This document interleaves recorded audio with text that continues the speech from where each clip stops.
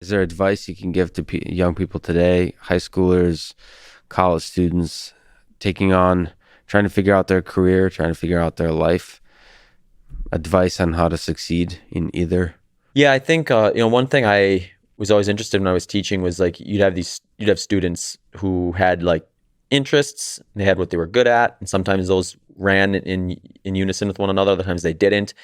And it was always interesting to me when you'd have a student who's like, I'm really into like, guitar, or I'm really into skateboarding or something like that, where it's like pretty small like success rate on that avenue versus what you can maybe accomplish by focusing on just something like a little more standard. And I think like really like besides the likelihood of it becoming something you can turn into a profession or not, you should just ask yourself, like, is this something that I want to spend my free time doing? And because if it is, then you want to keep that in your life, because that's something that's rewarding, motivating. It might be the catalyst that gets you out of bed in the morning and, go to another job in order to go do that thing afterwards. And I think nowadays we're getting to a point where like your reachability from even a really small, like unmonetized thing previously is now an option, where if like you live in a city where there's only two other people interested in your topic of area, so you're not gonna be able to turn it into a job. Now with the internet, you have the world at your disposal. So that 2 to 3 people in every town can turn into thousands, tens of thousands, hundreds of millions of people. And if you really focus your time and energy into that thing, then who knows where you can go and how much more enjoyable your life can be if you're able to turn your career into a passion of yours. So I think like that is something I would tell people. Focus on that. See the thing you're good at, and it kind of sparks that flame, Mm-hmm. and go with that, even if society doesn't really want you to. Like it's non-traditional, Mm-hmm. and the odds are low of like traditionally defined success. Just do that thing. I've struggled with that. It's like it was always clear, especially like in school, there's stuff I'm actually good at and stuff that the world wants me to do. Right. Yeah. And I kept The doing world that. wanted me to be a plumber when I took that test my sophomore year. Yeah, right. But even like academically, just going to university and academia, there's certain ways, even in I would say, even in the thing you want to do, the way you do that thing, the world will want you to do it a certain way.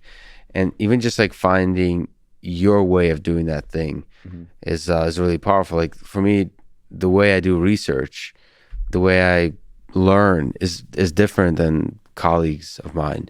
And I've realized that I really like to follow things I'm passionate about versus sort of the rigor of studying or like the fundamentals all across the board and building up and castle on the fundamentals, like layer upon layer. Just there's a bunch of details in the way I pursue the very thing that I currently do that's different than others. And it took me quite a long time to accept, like, you don't need to do it the way everyone else is Right. doing it. It doesn't, not everyone else, but majority of people are telling you to do it. Because one, is beneficial to do it different, because then you'll more likely stand out. And two, like, why the hell are you doing it the way it's not working for you?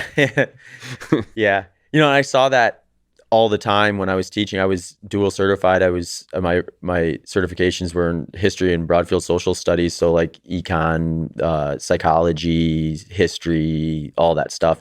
And then I also had a certification in special education, which was, people think of special education a lot of times as like, oh, it's the kid who is not smart enough to do the regular thing. When in reality, it's like, I mean, there is some, there's obviously like, like certain things like Down syndrome and stuff like that. But like, there's also like a huge population of groups of both like gifted and talented on one end of the spectrum, where they're incredibly smart and they're like the geniuses. But for whatever reason, the standard method of learning does not click with them, does not work with them. And then they just need a slightly different path, or maybe a drastically different path, and they're going to just flourish.